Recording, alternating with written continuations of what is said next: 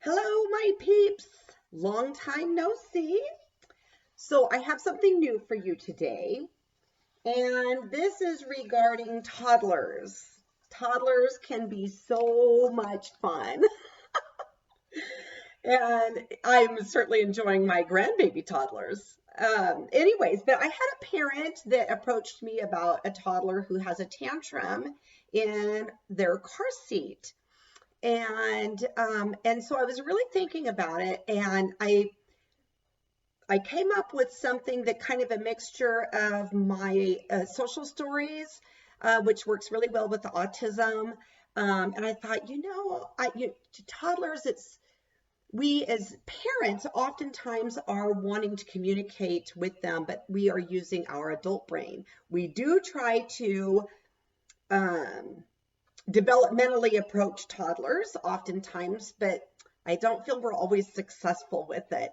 So I thought maybe I would show you something that could be successful. I don't know, but let's try and find out. Let's see if this would work for you and to see if it does work. Anyways, so I like to do social stories a lot. It tells a story. It makes the event real in a child's mind. And with toddlers, they love to look at pictures of themselves. And so, and I have done some fun stories in the past with little ones where it was using pictures of them. And so I thought, I wonder what this would be like to do a social story, a story of us successfully going for ice cream in the car seat or not successfully.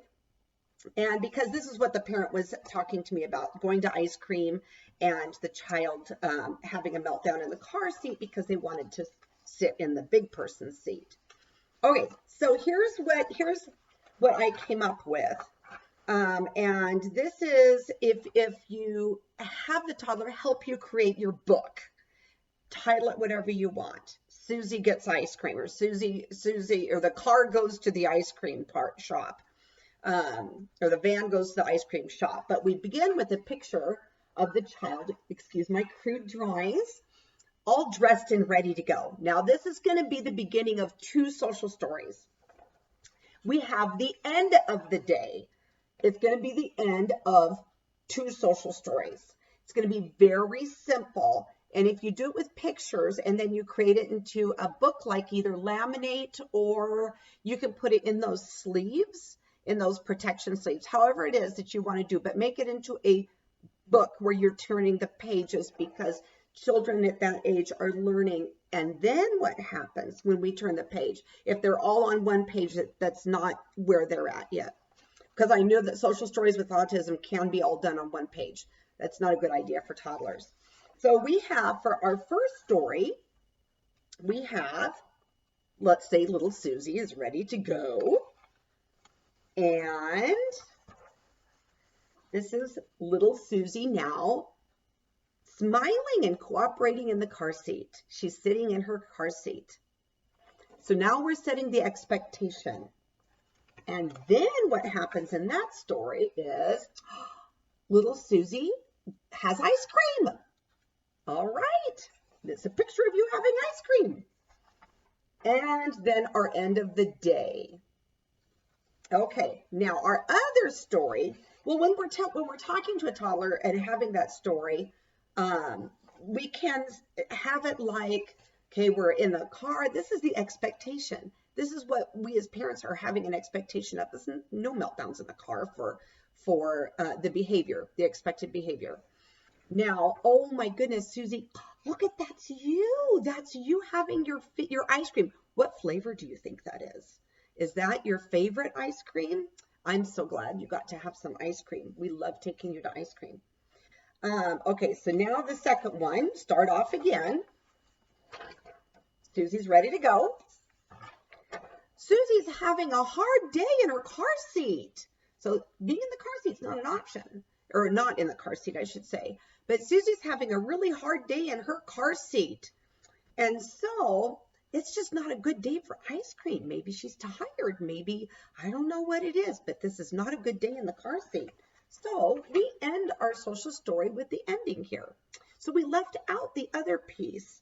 Now, we now have the opportunity to make the books with our toddlers. Then, and you can even make it like, I want to take a picture of your car, you in your car seat. Let's get in the van. We're not going anywhere. Taking your picture, smile, click.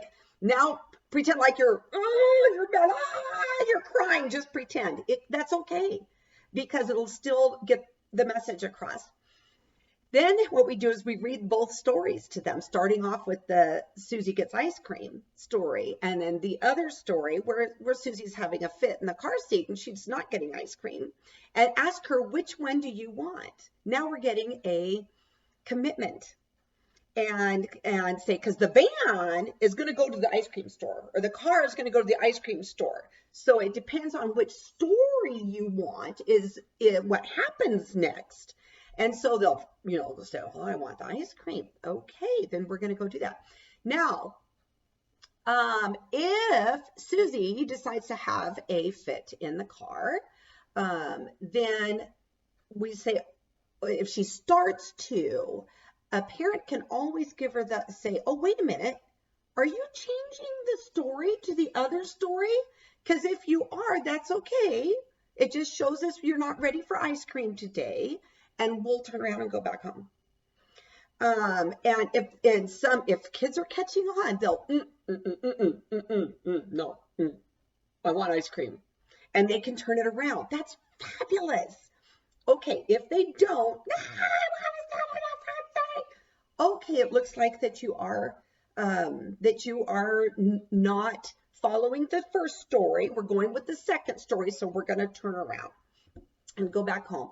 That's fantastic too, because she's learning she can trust you as a parent. And if parents follow through, then kids learn to trust. And that will be a foundation for all of your future parenting. And the other thing too is, well, let me go back on that, because trust is a huge thing. When parents do not follow through, whether for good or for bad, like if they say, I'm going to give you a toy at the end of the week if you're good all week, and they're good all week until the last day, and then they have a meltdown, then they don't get the toy. That is not a good plan. I don't like the token system for that reason. Kids give up. It doesn't work. And I will have another video on an autism token system that is more successful. If you like the token system, that's more of an ABA, adaptive behavior analysis twist on it. And then and here's the other thing. If some of you are thinking this is plan A, parenting, which is my way or the highway, it's not. It's actually plan B, which is called collaborative problem solving. So we're followed through. We have the expectation. You change to having a fit, so we're following through with that. But we can try again. Whatever day that you say that we're going to try again next time. Well, that didn't work for today. So should we try again tomorrow? Or maybe on Tuesday, or maybe Saturday when Papa's home or something, we can try again. So it's more of a collaborative. But the important thing is your child can trust you to follow through with what you say you're going to do. And the other thing is developmental. It's pictures of them doing the desired activity. It's them doing the undesirable activity. But it's okay, because kids are going to do that. It's just, how do we respond to it? Is it going to be productive? Is it going to be constructive or destructive? How we respond. So I hope that was helpful to you. I'm sorry it was lengthy in trying to explain it all, but I think there was kind of a lot to it to share the pros and the pros to, the benefits, I should say, in implementing this.